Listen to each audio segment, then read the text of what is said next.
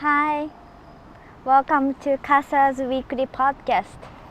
Um, I am Kasa, and this is my second episode of my podcast. Hope you enjoy my first episode. And today I want to share my working experience in Japanese old school toxic working environment, working in a Japanese old school toxic company. um, yes, because it was very challenging period of my life, but it actually gave me a lifelong checklist for my career about what I want and what I want to avoid for my career. So let's get started. So before actually I talk about the company, the toxic company, I wanted to share how what I did before I get this job and how I got this job for of that company. So back in university, when I was a third year university student, in the summer, people around me started to applying for the internship. Um, so during the internship, we can get to know the people in that company. Also, sometimes the company gives us the like a VIP ticket to skip the early stage of the actual interviews, like hiring process. So everyone was trying to get the opportunity to make easier for them to get in the company or get the job offer from the company. Um, Although I had no like clear vision, or I had no idea about what I want to do or what kind of industry I want to get in or what benefit I want for my future. But as my friends was doing, I just applied for internship as my friend was doing. I just doing the same thing. Also, my university in that around that time, my university recommended us to get some kinds of clarification to stand out during the job hunting period, because there are a lot of people who are good at languages, or there are a lot of people who love studying languages like me. So they recommended us to get a clarification to be like who can do to be a person who can do both language plus something. So I actually studied very hard to get like a um, national license of like travel specialist. It's called 総合旅行業務取扱管理者 in Japanese. So I got the clarification. So I tended to apply for a travel agency, the internship, and I applied for like more than 100 like internship, but it was so competitive. So I only got a one internship opportunity from actually one of the famous travel agency in Japan.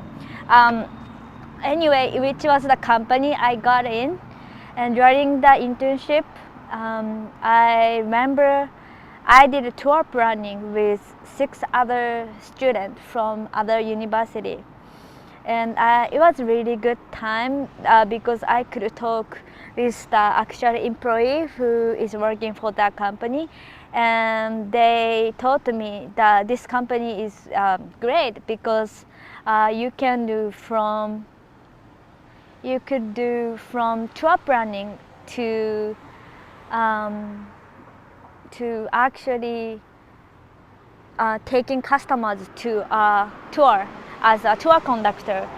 So which very attracted me. So I actually decided to try to get in that company.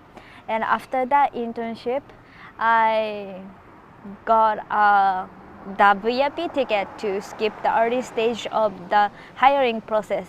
And on the February, which is a month before people actually started job hunting, I got a job offer from that company.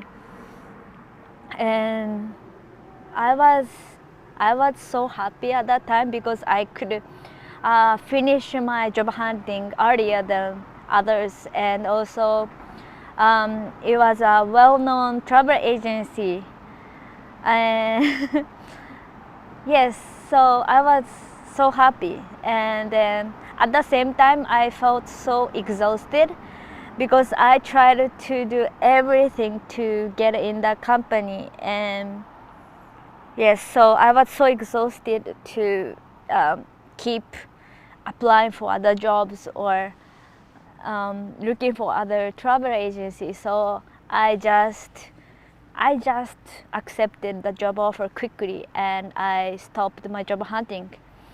Um, yes, that's how I got this job. And yes, and after I graduated from university, the company provided us with a month's training in Tokyo.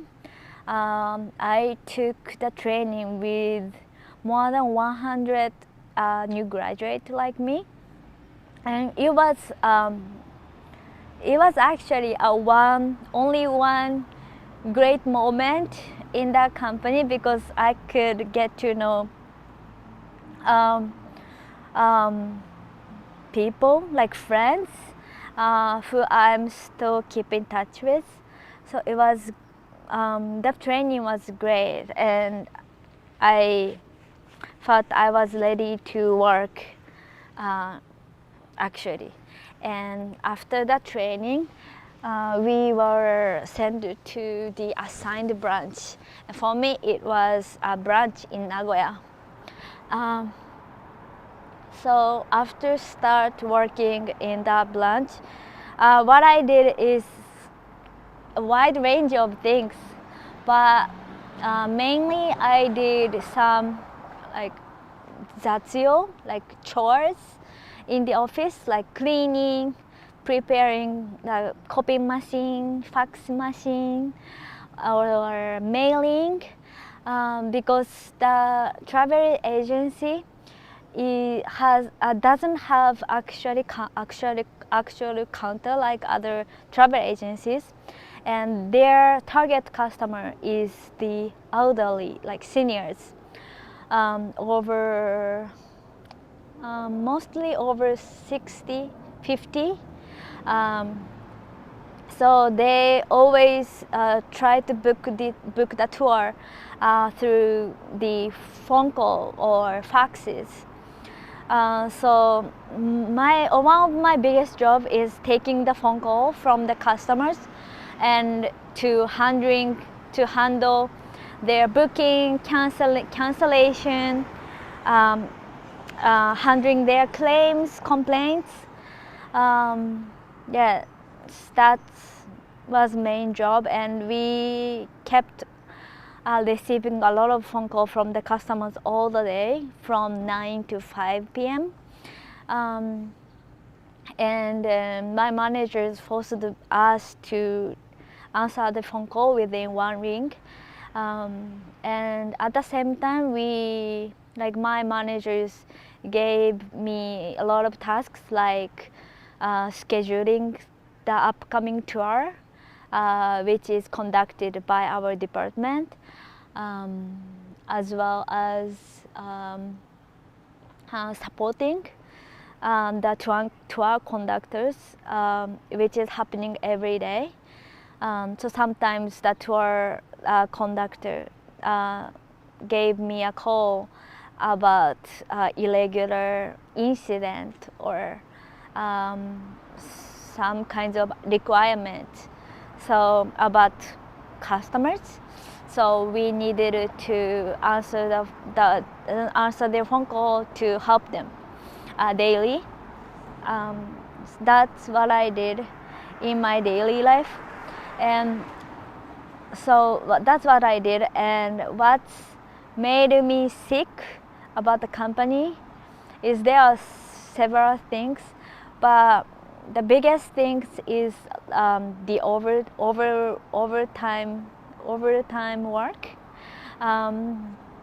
So as I mentioned before, there was a non-stop phone call from 9 a.m. to 5 p.m.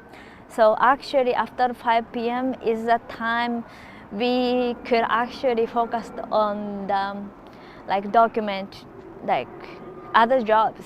So everyone was doing overtime, and there was non-written rules that we me, we cannot leave after until my manager leaves. So I always did overtime work, and since I needed to take train 1 hour in the morning and 1 hour take a train 1 hour to go home. So it was very challenge for me to continue doing the overtime work. And the company actually had a no overtime day, which was every Wednesday. It was a no overtime day, but the to be honest, it was just that day called that no overtime day. Managers asked me to clock out at 5 p.m. and people were still working for free. So it was actually not a no overtime. It was overtime day still. And then also the following the tour, how do you say, taking the customers to the tour as a tour conductor was a very hard job for me, because as I mentioned previously, the main target was seniors. So I needed to take 20 to 30 senior customers to that tour, which includes both day trip and multiple days tour. And there was a lot of I received a lot of requirements, inquiry from the customers, and actually I was the only person who managed that tour. So when there is something irregular, I needed to explain to the customer and handle the problem. So it was very challenging. Like one day there was a multiple day tour that I took 20 senior customers, and during that tour the typhoon hit the destination of our tour, and I needed to cancel the bullet train that we booked, like seated train. I need to cancel it, and I needed to I need to stop the tour, and I need to took our customers to go home safely. So yeah, it was very hard to let them understand the situation, and to ensure everyone went home safely. It was like a trauma day for me. And yes, and what else? What else? There was a lot of things, but it was a very old school Japanese company, so even the manager were very strict. Like even I did something wrong, even so tiny things, when they got mad, they asked me to stand up. But at that time, I couldn't understand why I needed to stand up. So it was one of breaking point that I decided to quit this company. No more. And then yes, that's why I decided to quit the company. And actually that experience gave me some kind of checklist, what I want and what I don't want for my career in the future. And so one of the things is, right now I'm working in Canada, and the working environment in Canada made me realize that toxic overtime and being yelled by managers is not normal. And there are more companies out there that actually care about our employees' mental health and personal private life. So that's was good influence that I received from Canada. Also, I found I needed fixed working hours, because for the travel agency, that time people tend to take a day off is actually the busiest time. So that made me realize that I need holiday off and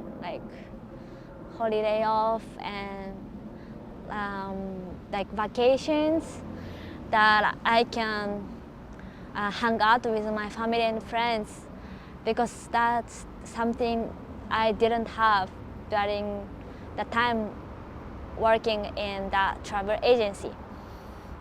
I also found that commuting time is very important.